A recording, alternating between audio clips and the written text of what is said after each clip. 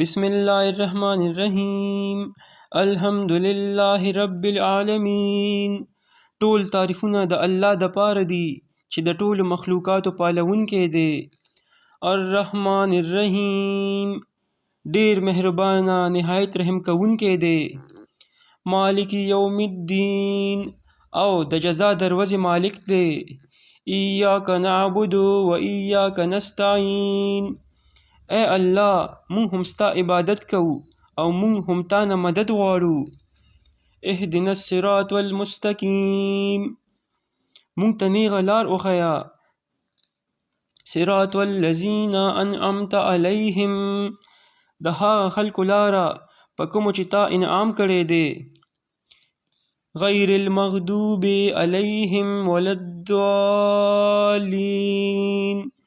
او نه د هغه خلکو لاره په کومو چې ستا غضب شوی دی، او نه د هغه خلکو چې ګمراهان شول.